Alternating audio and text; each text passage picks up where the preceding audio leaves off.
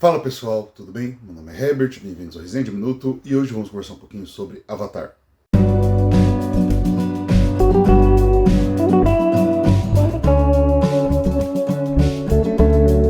Bom pessoal, Avatar, filme de 2009, é um clássico do James Cameron e que recentemente começou a ser reexibido nos cinemas brasileiros e nos cinemas mundiais, na verdade, porque em breve a gente vai ter a continuação, Avatar 2, O Caminho das Águas.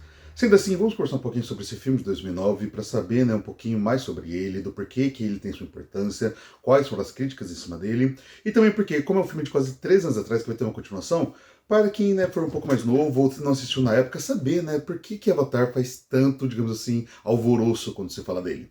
Não só porque ele é o filme de maior bilheteria da história, com 2,8 bilhões no currículo. Mas vamos por partes. Numa sinopse rápida. Aqui a gente tem um mundo de ficção científica onde o ex-fuzileiro, o Jake Sully, ex-fuzileiro porque agora ele é paraplégico, ele é colocado, participa de um programa governamental que transfere a sua consciência para a consciência de um clone de uma criatura conhecida como Na'vi.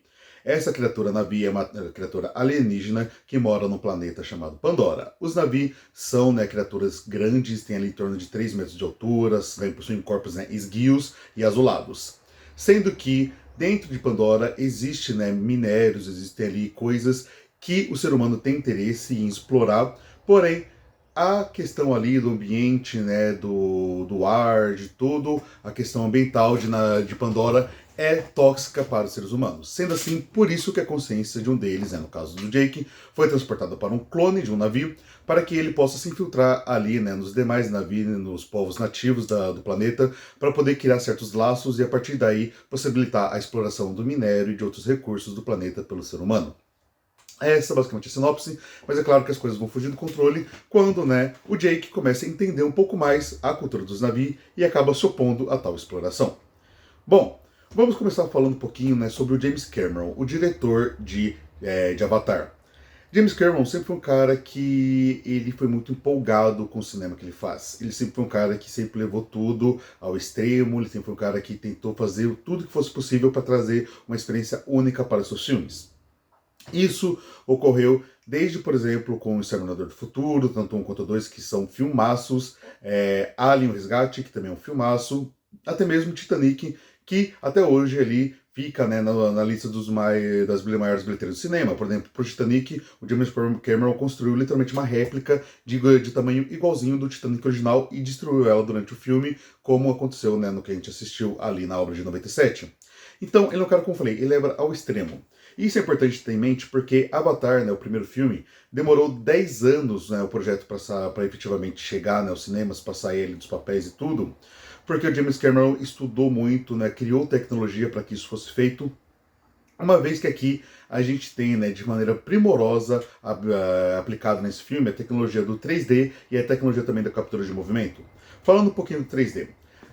Avatar não foi o primeiro filme 3D a ser feito, a gente já tinha tido essa tecnologia sendo utilizada anteriormente, mas Avatar foi filmado com já a tecnologia 3D em mente, com tecnologia em 3D sendo aplicada nas filmagens e não apenas fazendo uma adaptação da imagem para que sobressalte pela tela, como a maioria dos filmes fazem.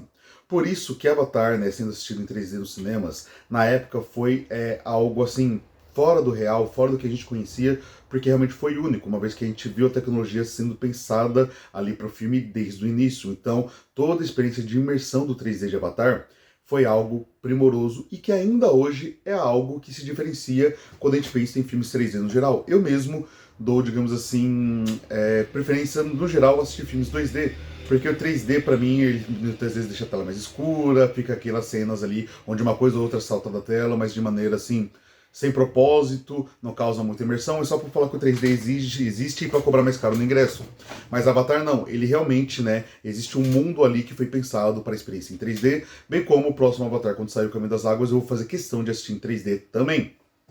Além disso, a captura de movimento aqui é excepcional. Já tinham tido filmes com capturas de movimento tão boas quanto, no caso, por exemplo, Senhor dos Anéis, com Gollum, e posteriormente, a gente teve o Caesar no Planeta dos Macacos, mas, Avatar também consegue colocar um ponto primoroso nisso, já que o mundo ali todo criado em digital, e a gente vê as atuações, realmente orgânicas. Então, novamente, para aquela época, isso já foi algo muito bom no cinema, ainda mais considerando tudo que foi criado aqui em torno de Avatar. Por que eu digo isso? Porque em quesitos narrativos, Avatar não tem nada de necessariamente brilhante. Pelo contrário, todos os aspectos aqui colocados em narrativa, que inclusive foram as maiores críticas do filme na época, são questões que a gente já viu no cinema, em várias outras histórias ao longo, né, dos anos, das décadas, enfim. Como, por exemplo, o colonizador que destrói um planeta ou necessariamente um povo, uma cultura, uma região diferente, né, que está sendo explorada através da sua ganância. A questão, né, no caso aqui não são humanos contra máquinas, né, na guerra, mas são seres orgânicos contra máquinas, coisa que a gente já viu várias outras vezes, bem como, né, a questão da paixão proibida que ocorre entre, né, o ex-fuzileiro, o Jake, e também, né, a Na'vi nativa ali pela qual se apaixona, que é a Neytiri. Então, a gente tem aqui arquétipos narrativos que já foram utilizados diversas vezes no cinema. Mas isso não é necessariamente algo ruim. Eu acho que aqui aconteceu que a experiência de Avatar foi tão excepcional na época que o pessoal ficou ali na ânsia de ter visto uma história mais complexa. Porque ficção científica muitas vezes demanda isso, né? Ou pelo menos as pessoas exigem isso da ficção científica. Mas nem tudo precisa ser, por exemplo, A Chegada, ou 2001, Odisseia no Espaço. Às vezes, né, o clichê, o simples, já faz ali um bom trabalho. A gente não pode exigir que tudo seja complexo ou super cabeçudo, não. Os clichês aqui aplicados em Avatar são clichês? Sim. Tem diálogos super clichês, tem cenas clichês? Tem. Mas ainda assim, funciona. Faz aquele arroz com feijão básico na questão do narrativo para entregar aí sim na questão do mundo experimentado pelo espectador algo realmente diferente.